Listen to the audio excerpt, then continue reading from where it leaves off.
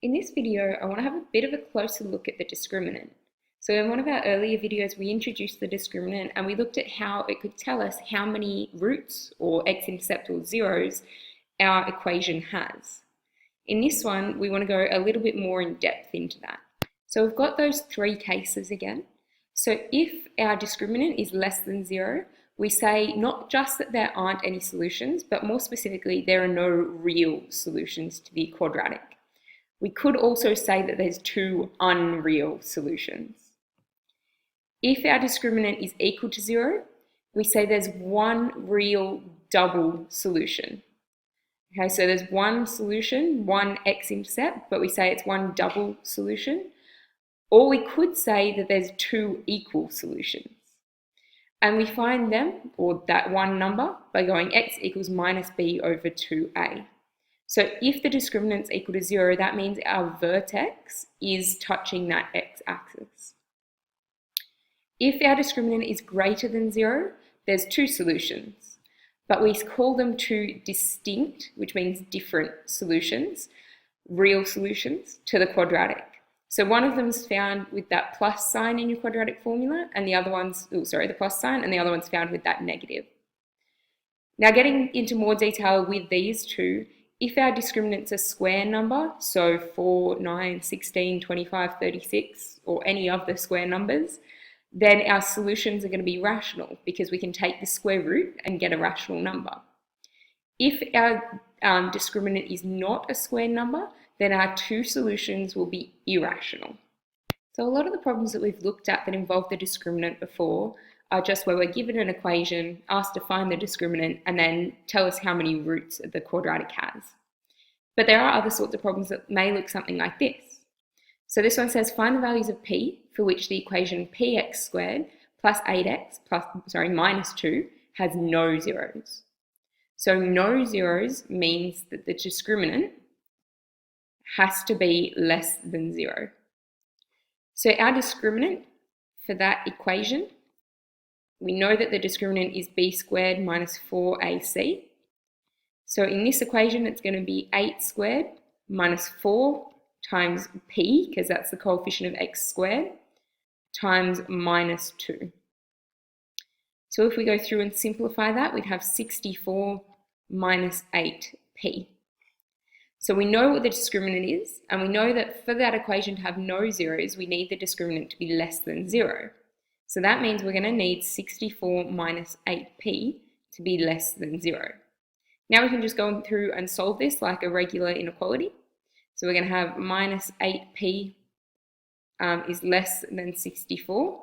And then if we divide by minus 8, that negative times a negative should give us a plus, which means that's a plus, and that's just an 8p. So that means we're going to divide by 8, which means that p is going to be less than 8. So for any value of p that's less than 8, this quadratic equation is going to have no zeros. For our second example, we're asked to find the values of w for which the equation 2x squared minus 3x plus w plus 1 has exactly 1 0. So exactly 1 0 means we want our discriminant to be equal to 0. So we're going to go through and find our discriminant. We know that it's b squared minus 4ac. In this quadratic, our a is our 2, our b is our minus 3, and our constant term is that whole w plus 1. So we're going to have minus 3 squared minus 4 times 2 times that whole w plus 1. So simplifying that, that's going to give us 9 minus 8 outside of w plus 1.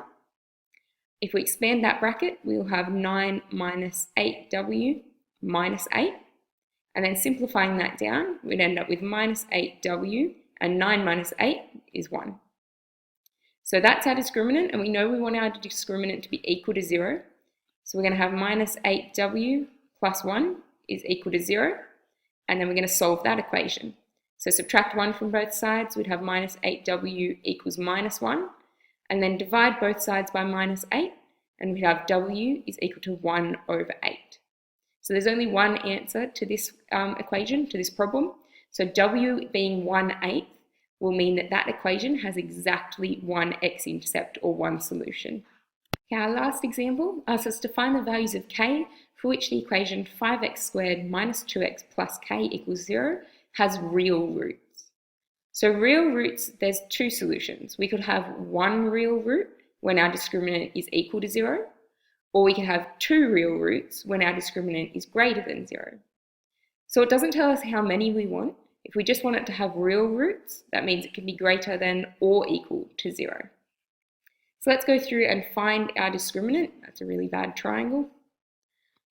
So we've got b squared minus 4ac, which is going to give us minus 2 squared minus 4 times 5 times k. So simplifying that, that would give us 4 minus 20k. So we want that expression to be greater than or equal to 0. So we're going to have 4 minus 20k is greater than or equal to 0. If we subtract 4 from both sides, we'll end up with minus 20k is greater than or equal to minus 4. And then we're going to divide both sides by minus 20. Now remember, when we divide by a negative or multiply by a negative, it reverses our inequality sign. So we're going to end up with k is less than or equal to 4 over 20. And we can simplify that. K is less than or equal to 1/5. So any value that's less than or equal to 1/5 will mean that this equation has real roots. So that's just a few examples of some more complex problems involving the discriminant.